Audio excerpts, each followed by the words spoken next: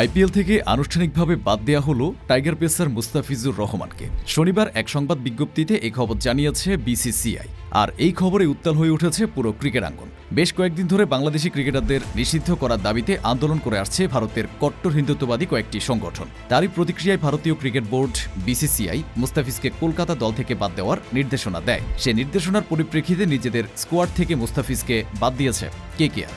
আনুষ্ঠানিকভাবে এ তথ্য নিশ্চিত করেছে ফ্র্যাঞ্চাইজিটি। এক বিবৃতিতে নিজেদের ভেরিফাইড ফেসবুক পেজে কলকাতা লেখে, বিসিসিআই এর নির্দেশনা অনুসারে সকল প্রক্রিয়া ও অভ্যন্তরীণ পরামর্শের পর মুস্তাফিজকে ছেড়ে দেওয়া হয়েছে।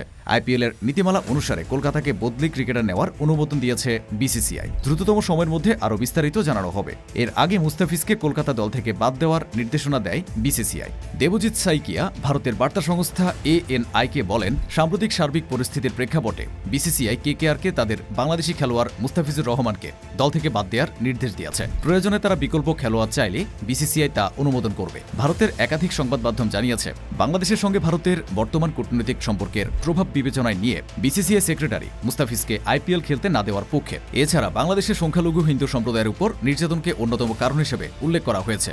এর আগে 2013 সালে রাজনৈতিক কোন্দলকে কেন্দ্র করে আইপিএল থেকে বাদ দেওয়া হয় শ্রীলঙ্কার লেজেন্ড মুত্তিয়া মুরালীধরনের নাম। 13 বছর পর এসে আবারও একই কারণ দেখিয়ে আইপিএল থেকে বাদ দেওয়া হলো কাটার মাস্টারকে। মুস্তাফিজ ভক্তদের মনে এখন একটি বড় প্রশ্ন উঠেছে, চুক্তি বাতিল হওয়ায় মুস্তাফিজ কি তার পাওনা 9 কোটি 20 লাখ টাকা পাবেন?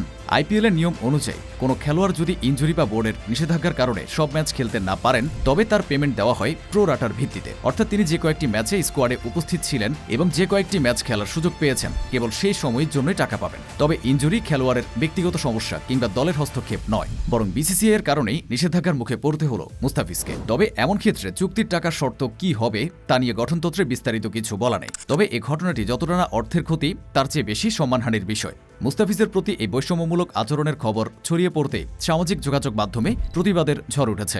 অনেক ক্রিকেট বিশ্লেষক এবং ভক্তরা প্রশ্ন তুলেছেন, অন্য দেশের ক্রিকেটাররা যখন পুরো আসর দাপিয়ে বেড়াচ্ছেন, তখন কেন বারবার মুস্তাফিজকে টার্গেট করা হচ্ছে? বিসিসিআই যেহেতু একজন ক্রিকেটারের নিরাপত্তা দোহাই দিয়ে তাকে স্কোয়াড থেকে বাদ দেওয়ার সিদ্ধান্ত নিয়েছে, তাহলে টি-20 বিশ্বকাপের সময় কিভাবে বাংলাদেশের 15 জনের স্কোয়াডকে নিরাপত্তা দেবে? তাই বিসিসিআই এর এমন বৈষম্যের প্রতিবাদে ভারতের মাটিতে ফেব্রুয়ারিতে অনুষ্ঠিত হতে যাওয়া টি-20 বিশ্বকাপ বয়কট করার দাবি উঠেছে সোশ্যাল মিডিয়ায়।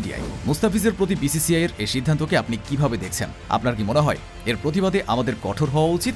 আপনার মন্তব্য জানান নিচের কমেন্ট বক্সে।